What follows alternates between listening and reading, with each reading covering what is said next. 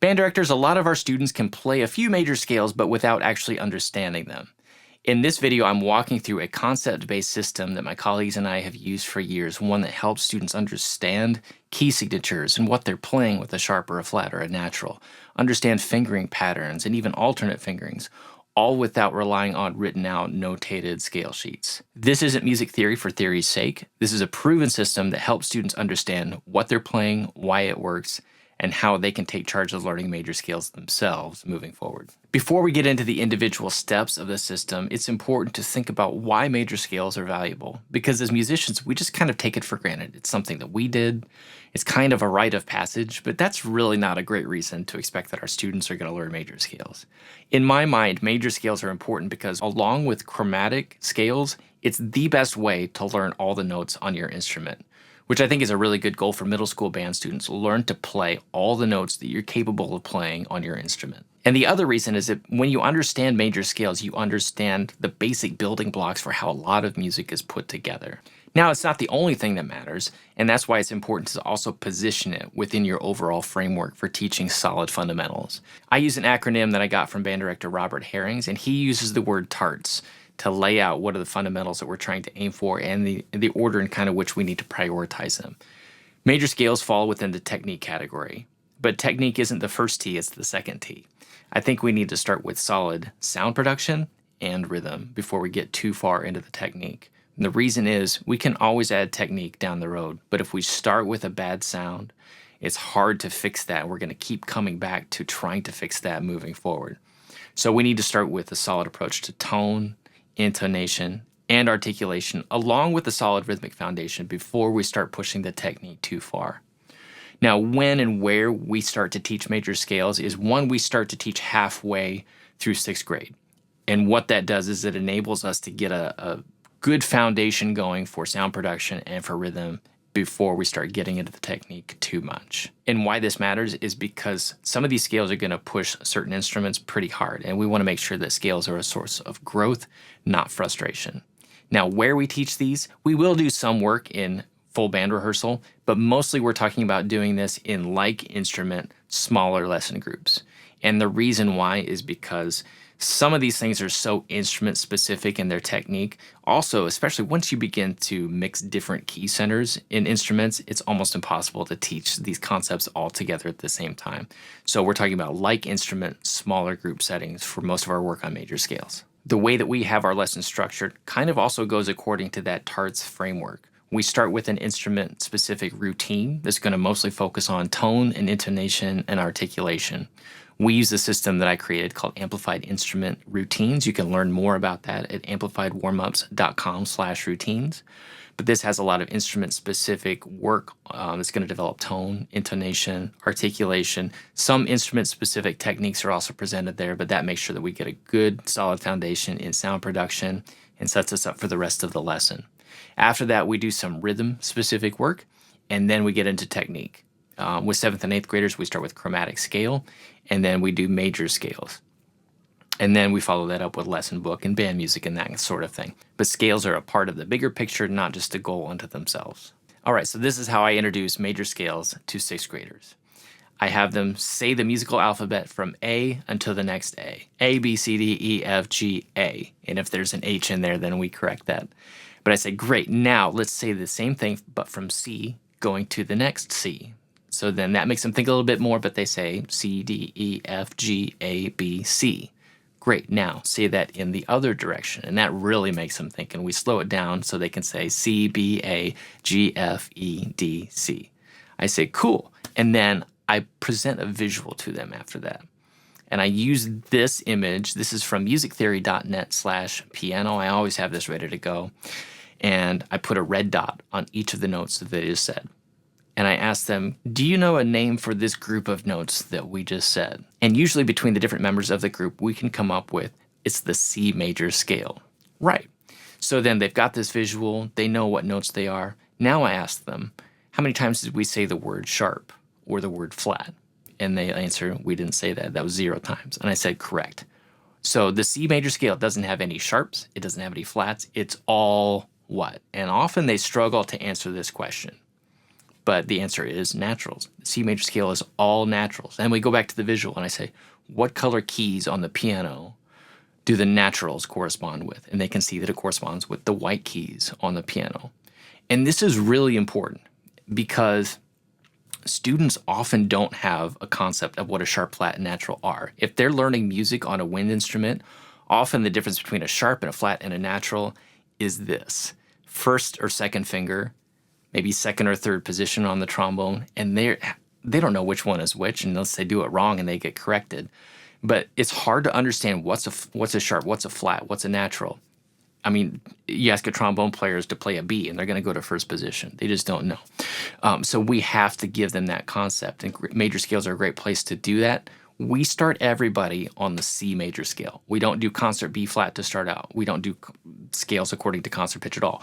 We start everybody on the C major scale because unless we do that, students are going to have a hard time grasping what some of these naturals even are. And so we start everybody there. We're going to cover sharps and flats a little bit later, but we have everybody start there. Then we add a written component to it. And we have some scale sheets that we've developed. Unfortunately, I can't share that, but we start with having students write out the notes of the C major scale on a piano key diagram. And we show them where C is, and then they can just go up the musical alphabet from there, staying on the white keys. Next, we have them go over to a musical staff, and we have them draw their clef on that. And then if it was a scale with a key signature, we would have them add that. Obviously, C major doesn't have a key signature. So next we have them write in the Cs that they are going to play in their version of the C major scale. What's the first C? What's the top C? And if it requires ledger lines, then we walk them through that. But they have that basic stuff on the staff. Not all the notes written out for the scale, just the bottom note and the top note, the key signature, and we move on. And then the last thing that we have them write for each scale are the tetrachords. And tetrachords is just a fancy word for 4-note patterns. So we have them write the first 4 notes going up, the second 4 notes going up, the first 4 notes coming down, and the last 4 notes coming down. So there are 4 tetrachords in each scale. Each one needs to be practiced separately because it's a different fingering sequence. And so then we can start practicing the scale. We have them say the notes of the first tetrachord repeatedly. Then we add the fingerings, and they're saying it and doing the fingerings. And then we have them play the first 4 notes. And once they've got that, we go on to the second tetrachord and do the same system. And then eventually we start to piece the tetrachords together so they can play that C major scale. Now, C major is a very difficult scale to play for clarinet because they cross the break. For low brass, because they're getting up into high B natural and C, which they may have never played before. Flutes, depending on which thumb key you use, they may need to think about which thumb key they're going to use for the C major scale. And that's another thing that I have flute students write down, whether they're going to use right thumb or left thumb for the scale. But we don't let students get bogged down on the C major scale because it's not a prerequisite for learning conceptually how to play the other scales as well. And we want to get on with the concept of what's a flat and what's a sharp. So before too long, we go on to the next scale, which is F. And so I will, again, have students say the musical alphabet from F to F, and then I will put that on the screen for their visual, and then I play the notes of the F major scale, or not the F major scale, but all naturals from F to F. And I tell them one of these notes is going to sound wrong. And you tell me which one, 1, 2, 3, 4, 5, 6, or 7, which one of those notes sound wrong. And hopefully they hear that the 4th note sounds wrong. And usually one of them can help identify that we need to change that B to a B flat. And so we again go back to the visual, and I say, all right, we need to change this white key natural B to a B flat. What color of key is that going to be on? Flats are on black keys. Now, what does a flat do to a note? Does it raise it a little bit or lower it a little bit? And it's about 50-50 whether they get this question right or not. If they don't get it right, I'll say, think of flat tire. What's that going to do? And then they know that a flat is going to lower the pitch a little bit. Great. So we're looking for a black key that's right next to B, but it's a little bit lower. So then I move that dot on the screen to the B flat, and I say, that's what you're playing when you play a flat. So they see it and they have a clear concept of what a flat means. And then we go through the same steps to write it on the piano keyboard, write out the information on the staffs, the tetrachords, and we take the same approach from there. And then we take a similar approach to G. Say the notes from the musical alphabet from G to G, figure out which one needs to change. We know it's the F. We're going to make it a sharp. We talk about what a sharp is.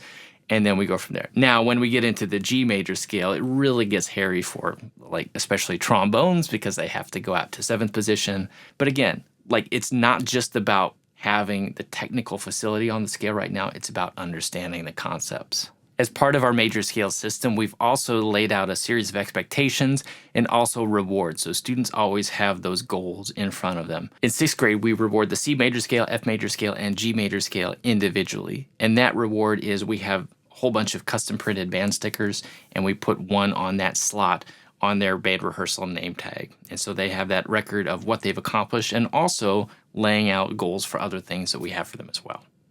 In 6th grade, they need to complete their scales at 60 beats per minute in a rhythm of quarter notes and eighth notes. So 1, 2, and 3, and 4, and 1, and so on. In 7th grade, we try to prepare for the 8th grade honor band opportunity, and that audition happens right at the beginning of 8th grade. So we want to make sure that we're giving them the opportunity in that foundation in 7th grade.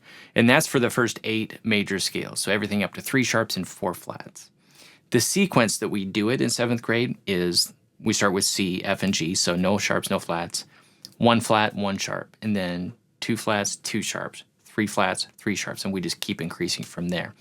I used to spend a lot of time going with the circle of fourths and teaching all that. I think that that's something that goes better once students have had a certain amount of information and repetition in the system, and then they start to put that together, and that's going to cause that to make sense.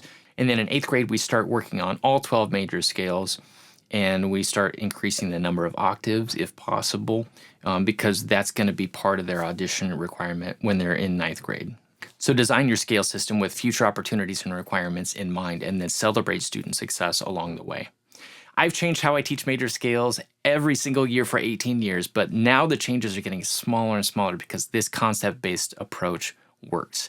If you found this helpful, I want to invite you to download a free fundamentals-based guide for developing your bands. You can get that at amplifiedwarmups.com/guide. Thanks so much for watching. We'll see you soon.